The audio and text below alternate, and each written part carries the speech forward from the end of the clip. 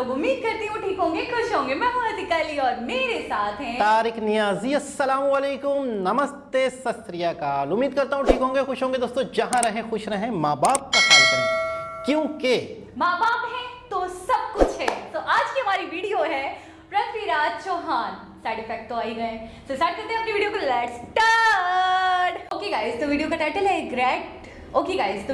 है great warrior Prithviraj Chauhan. So start करते हैं अपनी वीडियो।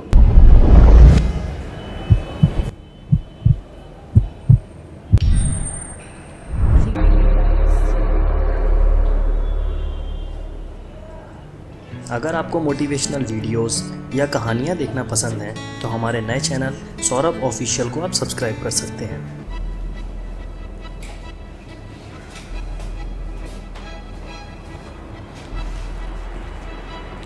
मुझे लगता है वीडियो इंटरेस्टिंग होने वाली है। हमारे इतिहास में दिल्ली हमेशा से ही महत्वपूर्ण रही है। हर शासक यहीं राज करना चाहता था। मुगल शासनकाल के पहले इस गद्दी पर बैठने वाले अंतिम हिंदू राजा थे पृथ्वीराज चौहान। और आज हम इसी महान योद्धा के बारे में कुछ ऐसी बातें जानने की कोशिश करेंगे जो शायद आप नहीं जानते। मैं हूं सौरभ, आप देख रहे हैं रिवीलिंग आइज। चलिए शुरू करते हैं। पृथ्वीराज चौहान का जन्म सन 1149 में अजमेर में हुआ था। उनके पिता थे सोमेश्वर चौहान, जो अजमेर के चौहान वंश के राजा थे, और उनके नाना थे दिल्ली के राजा अनंतपाल। पृथ्वीराज बचपन से ही तलवारबाजी और घुड़सवारी के शौकीन थे। शिकार भी उनका प्रिय खेल था। पृथ्वीराज चौहान ने बचपन में ही बिना किसी हथियार के एक शेर को मार गिराया था। मगर उनकी सबसे बड़ी विशेषता थी शब्द भेदी बाण चलाना। मतलब वो बिना कुछ देखे सिर्फ आवाज़ के सहारे अपना शिकार कर सकते थे। उनके नाना उनकी इस वीरता को देखकर बहुत प्रसन्न थे, जिस कारण उन्होंने पृथ्वी को दिल्ली की राजगद्दी का उत्तराधिकारी घोषित कर दिया और वो 16 वर्ष की आयु में दिल्ली के राजा बने। दिल्ली की गद्दी में बैठने के बाद पृथ्वीराज ने एक किले पिथौरागढ़ का निर्माण करवाया, पर उनका दिल हमेशा ही अजमेर में रहा। इसलिए उन्होंने दोनों नगरों को राजधानी का दर्जा दे दिया। लगातार विजय अभियान चलाकर उन्होंने अपनी राज्य सीमाओं को गुजरात और पूर्वी पंजाब तक बढ़ा लिया था, जिस कारण कई राजा उनसे जलने लगे थे। उनमें से एक थे राजा जयचंद, जिनकी राजधानी कन्नौज में थी और उनका राज्य दिल्ली के पूर्व में काफ़ी दूर तक फैला था। लेकिन राजा जयचंद पृथ्वीराज की प्रसिद्धि से जितना जलते थे, उनकी बेटी संयोगिता पृथ्वीराज से उतनी ही प्रभावित थी। वहीं पृथ्वीराज भी संयोगिता की सुंदरता के कायल थे और वो भी मन ही मन उससे प्रेम करने लगे थे। जब यह बात राजा जयचंद को पता लगी कि उनकी बेटी पृथ्वीराज से प्रेम करती है, तो वह गुस्से से आग बबूला हो गए। वो और तो कुछ नहीं कर सकते थे, इसलिए उन्होंने संयोगिता का विवाह करने का फैसला कर लिया और उन्होंने पृथ्वीराज को अपमानित करने के लिए एक योजना बनाई। उन्होंने संयोगिता के लिए एक स्वयंवर का आयोजन किया, जिसमें वो अपनी पसंद का वर चुन सकती थी। इस फैसले से संयोगिता भी बहुत प्रसन्न थी और वो जयचंद की चाल से अनजान थी। जयचंद ने देश के सभी छोटे बड़े राजाओं को आमंत्रण भेजा, सिवाय पृथ्वीराज के, मगर उसका इससे भी पेट ना भरा। इसलिए उसने पृथ्वीराज की एक मूर्ति बनवाई और उसे द्वारपाल बनाकर विवाह मंडप के प्रवेश द्वार पर रख दिया। जब समय हुआ तब संयोगिता जयमाल लेकर आई और बिना किसी राजा के गले में डाले उसने वो जयमाल पृथ्वीराज की मूर्ति के गले में डाल दिया। यह देखकर जयचंद और बाकी राजा सन्न रह गए। पर अभी कहानी खत्म नहीं हुई थी। अगले ही पल मूर्ति के पीछे से पृथ्वीराज निकले और उन्होंने संयोगिता का हाथ थामा और उसे अपने घोड़े में बिठाकर ले उड़े। जब तक जयचंद और अन्य राजा कुछ कर पाते, तब तक वह बहुत दूर निकल चुके थे और शीघ्र ही अपने सैनिकों के साथ वो दिल्ली पहुंच गए। इस बीच अफ़गानिस्तान का शासक मोहम्मद शहाबुद्दीन गौरी भारत की तरफ बढ़ रहा था।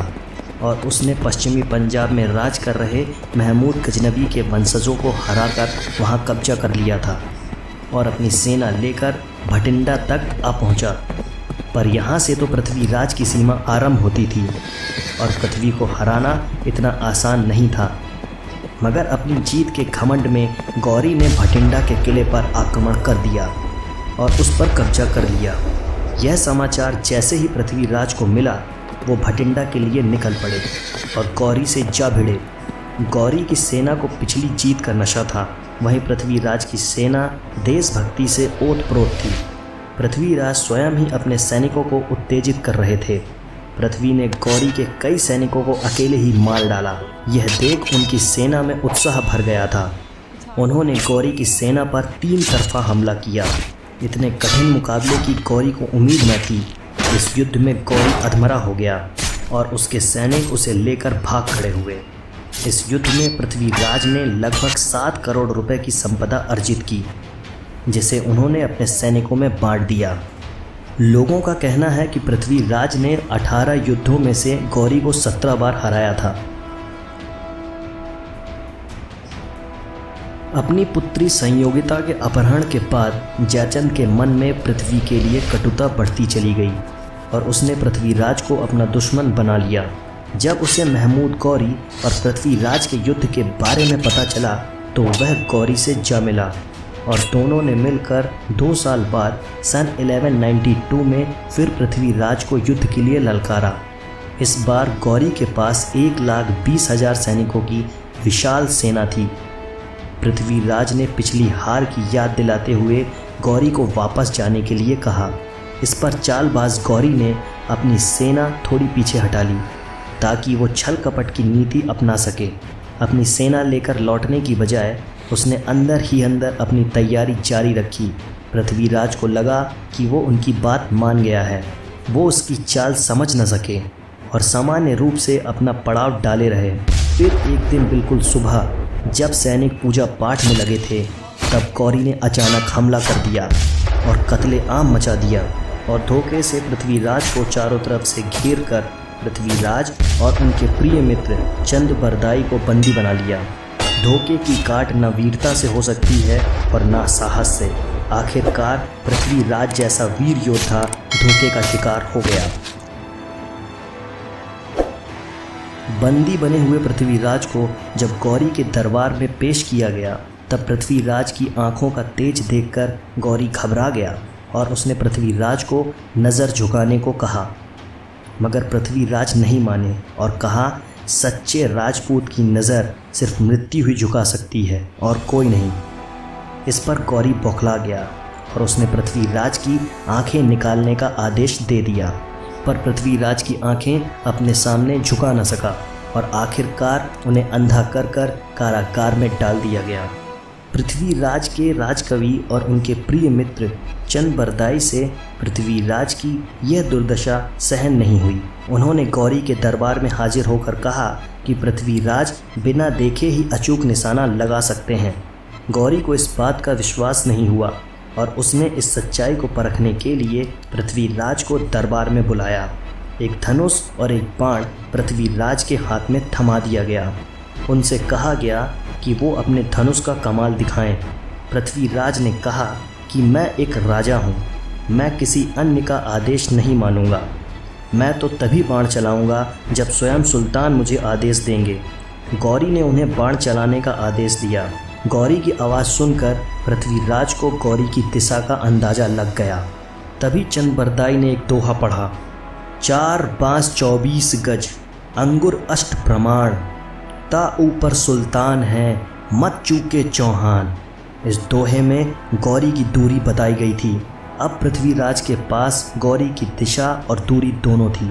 गौरी की स्थिति का पूरा पता मिलते ही पृथ्वीराज ने शब्द भेदी बाण चला दिया, जो सीधा जाकर गौरी के गले में लगा और गौरी वहीं चल बसा। इसके पश्चात अपनी दुर्गति से बचने के लिए चंद बरदाई और पृथ्वीराज ने एक दूसरे को छुरा मारकर अपनी जीवन की लीला समाप्त कर ली। कहते हैं चंद बरदाई और पृथ्वीराज का जन्म भी एक साथ हुआ था और मरण भी एक साथ हुआ। यह हमारे इतिहास का सबसे बड़ा इत्तेफाक है। इस खबर को सुनते ही संयोगिता ने भी अपने प्राण त्याग दिए और इस तरह एक वीर योद्धा इतिहास के पन्नों में अपनी ना मिटने वाली छाप छोड़कर चला गया। आज के वीडियो में बस इतना ही।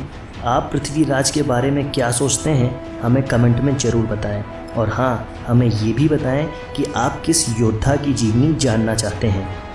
अगर आपको ये वीडियो पसंद आया हो तो लाइक करें, कमेंट करें, शेयर करें और इस तरह के दिलचस्प वीडियो को देखने के लिए हमारा चैनल सब्सक्राइब भी कर सकते हैं। जय हिंद, वंदे मातरम। माइंड ब्लोइंग मेरे हिसाब से तो बहुत ही आला। मैं कहता हूँ कि आपको पता है पृथ्वीराज चौहान बहुत ही मतलब है कि इंडिया में फेमस बहुत ही ज़्यादा। पता नहीं क्यों ऐसा लग रहा। अच्छा, मुझे ऐसा लग रहा है कि मैंने अपने चाइल्डहुड में कुछ मतलब कुछ ड्रामास वगैरह देखे हैं इनके टॉपिक पे, ठीक है ना, कि जिसमें इनकी पूरी कहानियाँ दिखाई गई हैं, पूरी बायोग्राफी। मेरे ख्याल में हमारे पीटीवी में इस तरह के ड्रामे चले हैं, है ना, जो मतलब हिस्ट्री थी, शहाबुद्दीन गौरी, महमूद मतलब है कि गजनवी। वो ये होता था कि जो मतलब हिंदुस्तान में, पूरे हिंदुस्तान में जब ये मुगलिया दौर के राज हुआ था तो उसमें ये हुआ था कि समझो एक तरह से शहाबुद्दीन गौरी, आज मुझे ये पता चल रहा है कि शहाबुद्दीन गौरी पृथ्वीराज चौहान ही समझो तकरीबन इंडिया पे एक बहुत बड़े बहादुर राजा थे। सबसे बहादुर जो राजा थे पृथ्वीराज चौहान। और आज भी इंडिया के बहुत सारे मिसाइल्स जो हैं या टेक्नोलॉजी है उसका पृथ्वीराज मतलब मिसाइल, पृथ्वी मिसाइल, इस तरह के नाम रखे जाते हैं। तो इससे मुझे थोड़ा सा ये अंदाज़ा हुआ कि इसका मतलब ये है कि ये इंडिया में मतलब हीरो गुजरे हैं। आज हमने इस डॉक्यूमेंट्री में जो देखा है, हमें जो डिटेल पता चली, बहुत बहादुर शख्स, बहुत निडर, कि अपना मतलब जो मतलब अबाउजदाद की तरफ से मिला था एक राजपुताना बिहेवियर, बिल्कुल बहादुरी, ठीक है, कि झुकना नहीं है किसी के सामने, मर मिटना है, लेकिन किसी के सामने घुटने नहीं टेकने, चाहे वो सामने कोई भी हो। इससे बड़ी दो चीज़ हो आपके सामने। वो वाली आपने बात देखी, आंखें नीचे करो, आंखें तो उन्होंने उनकी आंखें ज़ाया कर दी गई, लेकिन उन्होंने उनके आगे आंखें झुकाई नहीं। मैं कभी कभी सोचती हूँ कि जो मतलब हाकिम थे, जो मतलब हाकिमियत का दावा करते थे उस दौर में, जो भी मुस्लिम थे, कुछ भी थे, मुझे इससे कोई लेना देना नहीं है, बहैसियत इंसान एक चीज़ को जज कर रही हूँ कि मतलब इस हद तक हैवान थे, इस हद तक जालिम थे कि मतलब अगर चलो ठीक है, नहीं चले ठीक है, उन्होंने आपकी बात नहीं रखी तो इसका मतलब ये तो नहीं कि आप उनकी आंखें ज़ाया करवा दोगे, बिल्कुल इस तरीके से आप उन पर जुल्म ढाओगे, ठीक है। और दूसरी बात मुझे ये पता चली, इस तरीके की जो भी एनिमेटेड स्टोरीज हम देखते हैं, जो भी मतलब हिस्ट्री से रिलेट करती हैं, जो भी। अच्छा, तो मैं ये सोच रही थी कि जब मतलब ये मुगलों का जब दौर था तो मुझे ऐसा लगता था कि उस वक्त कोई हिंदू राजा नहीं था। ये मेरी बहुत बड़ी गलतफहमी थी, लेकिन मुझे अब पता चला कि डिफरेंट रियासतों में डिफरेंट राजा हुआ करते थे और जो उनकी होल्ड भी हुआ करता था, ज़रूरी नहीं है सिर्फ मुसलमान थे, हिंदुओं की भी हुकूमत थी। बिल्कुल ऐसा ही है। और ये जो है स्टार्ट का टाइम था जब मुगलों की जो हुकूमत है ये जब मुगलों की ये स्टार्ट का दौर था जब मुगलों की हुकूमत नहीं आई थी, मतलब स्टार्ट हो रही थी, तो उस वक्त पृथ्वीराज चौहान का एक अच्छा खासा मुझे सबसे अच्छा मुगलिया दौर के अलावा भी हमें पता चला है कि हिंदू राजाओं के मतलब है कि काफी इलाके उनके थे और वो बड़े बेबाक हुआ करते थे, बड़े निडर हुआ करते थे। वो बिल्कुल भी नहीं घबराया करते थे। एक हमें आसाम की भी वीडियो देखी, ठीक है ना, तो वो बिल्कुल भी नहीं घबराया करते थे, झूठे तो नहीं हुआ करते थे मतलब इन लोगों के सामने। और मैंने बस ये चीज़ मुझे बहुत बुरी लगी, अफसोस भी है इस बात पे कि इस तरीके से जुल्म ढाते थे, ये बहुत गलत बात थी। हमने क्या हमने ये पढ़ा था कि पूरे हिंदुस्तान में बिल्कुल हमने और ये चीज़ मैंने, अब मुझे ऐसा लगता है कि हमें कहीं ना कुछ या तो अधूरी हिस्ट्री पढ़ाई गई है या फिर मतलब कुछ ना कुछ गलत भी है उसके अंदर। लेकिन ये कि हमें एक और चीज़ बताऊँ, मैं 100% श्योरिटी के साथ बताता हूँ, इनकी बहादुरी के कारनामे बहुत होंगे, बहुत ज़्यादा होंगे, इसमें नहीं कर पाए वो। मुझे ऐसा लगता है शायद इस वीडियो में कुछ भी नहीं बताया गया, कोई खास, मुझे 10% भी नहीं बताया, 1 से 2 वाक्य का जिक्र है और बहुत ही शॉर्ट करके मैं चीज़ एंड बता दिया गया कि शहाबुद्दीन गौरी जो भी मामला थे वो दिखा दिए गए, उनकी मतलब अर्ली लाइफ कैसी थी वो दिखा दिया गया, लव लाइफ कैसी थी वो दिखा दिया गया, बस दैट्स इट। लेकिन जल्दी जल्दी से जल्दी मैं कहता हूँ कि शायद मेरे ख्याल में इतनी बड़ी एक हीरो हस्ती, गुजरे हैं, हस्ती, बहुत बड़ी हस्ती। हीरो गुजरे हैं, तो उनकी लाइफ के बहुत सारे और पहलू होंगे। अच्छा, और मेरा अब दिल कर रहा है, मतलब हाँ, कि सर्च करके देखते हैं। प्रॉपर तरीके से और भी मुझे वीडियोस जो हम देखें। मज़ीद इन्फॉर्मेशन हो, क्योंकि ये वो है डिटेल्ड हो जो जिसके हाँ। बारे में एक एक चीज इनके बारे में बताई गई हो, क्या क्या कारनामे इन्होंने अंजाम दिए हैं, अच्छा वो सबसे ज़्यादा फिल्मी लुक लगा था कि वो मूर्ति के पीछे से निकले। तो कमाल कमाल की बात, मतलब इतने नडर कि उनकी महल में ही हो रहा होगा, पीछे कमाल मूर्ति के पीछे से, और लेकर मतलब सबके सामने लेकर जाना बहुत बड़ी बात है। सबसे मेन चीज़ कि हमें इस वीडियो में जो दोस्त एक से दो बातें पता चली कि बहुत ज़्यादा बहादुर और लड़ाई करने वाले और झुकने नहीं वाले, और जिन्हें मतलब एक होता है ना कि महाराजा या राजा होते थे तो वो तो जंग लड़वाते हैं, यानी कि उनको बैठ के देखते हैं, लेकिन उन लड़ाइयों में शामिल थे जो खुद लड़ रहे थे, जो खुद मतलब है कि जंगों का हिस्सा थे, और अपनी बलबूते पे कई उनके जो सिपाही थे उनको सिर्फ अकेले ही मार डाला। अच्छा 17 बार नाकाम किया उन्होंने, 17 बार हमला किया और इन्होंने 17 बार उनको मतलब पिछाड़ दिया या भगा दिया या फिर मतलब शिकस्त दी ना वही को। क्योंकि 17 हमले हमने बचपन से वही सुने थे महमूद गजनवी नहीं, इन्होंने भी 17 करे शहाबुद्दीन गौरी को तो पिछाड़ दिया इन्होंने, और मतलब नाकामी का सामना उनको करना पड़ा। फिर उसके बाद इन्होंने धोखे, जो भी है हाँ देखा जाए तो मुझे तो ऐसे ही लगता है कि धोखे से मारा, जिस तरीके से मतलब फ्रेंड से वार करते तो ये पिछले ज़मानों में ना दो फौजें आपस में आती हैं, वो बाकायदा तरीके से जंग होती है, यानी कि जंग के भी उसूल होते थे। मिसाल के तौर पे उनका एक बंदा जाता था, उनके एक दो बंदे आते थे, आपस में बातचीत होती थी, बेशक उनकी फौजें उधर है, उनकी फौजें उधर है, लेकिन ऐसा नहीं होता था कि अंधाधुंधी एक दूसरे के ऊपर चढ़ जाते थे, दिन दहाड़े रात हो रही थी, बाकायदा सूरज निकलने के बाद जंग शुरू होती थी, बाकायदा अंधेरा होने के बाद जंग खत्म होती थी। पिछले ज़मानों में इस तरह की जंग होती थी। तो इनके जो लोग गए होंगे उन्हें पहले ऑर्डर दिया होगा कि पिछली हार को याद रखो, और बेहतर ये कि आप चले जाएं, तो वो भी होंगे थोड़ा सा पीछे में होंगे, वो उनकी स्ट्रेटेजी थी, वो उनका प्लान था, ठीक है। अच्छा इधर ये समझा गया कि ये चले गए, और ये होता भी है कि अगर किसी फौज से कोई बात करने जाते हैं और उन्हें करते हैं तो ये होता है। अच्छा मैंने एक और चीज़ नोटिस करी, थोड़ा सा मतलब उनके बारे में बताया गया, वैसे थोड़ी आपकी वाली बात की डिटेल में वीडियो थी, बहुत कुछ हम मिस कर गए, हमें नहीं समझ आया, लेकिन एक चीज़ ये मुझे लगा, तो मैंने थोड़ा सा मतलब ये नोट किया कि वो अपनी सेना की, अपनी आवाम की बहुत ज़्यादा सहायता करते थे, बहुत उनका ख्याल रखते थे, और मतलब उनकी हर चीज़ पर मतलब नज़र रखते थे, हर मामला पर। और आपने देखा कि जब जंग के बाद जो भी मतलब माले गनीमत उनके हाथ में आए थे तो वो सब उनने सेना में बांट दिया, उनको एहसास था, उनको बहुत एहसास था अपनी सेना का, और ये चीज़ मुझे बहुत ज़्यादा अच्छी लगी। बाद मैं मतलब आपको रिक्वेस्ट करूंगा कि मैं सर्च करूंगा इस तरह की वीडियो आप डिटेल में हमें बताएंगे, आप हमें कमेंट्स करके बताएंगे कि मज़ीद पृथ्वीराज की मतलब कोई वीडियोस हो जिसमें हमें और डिटेल्स पता चले, उस पर हम रिएक्शन देंगे। दोबारा किसी और वीडियो के साथ आपसे मुलाकात होगी, जब तक के लिए अल्लाह हाफिज़।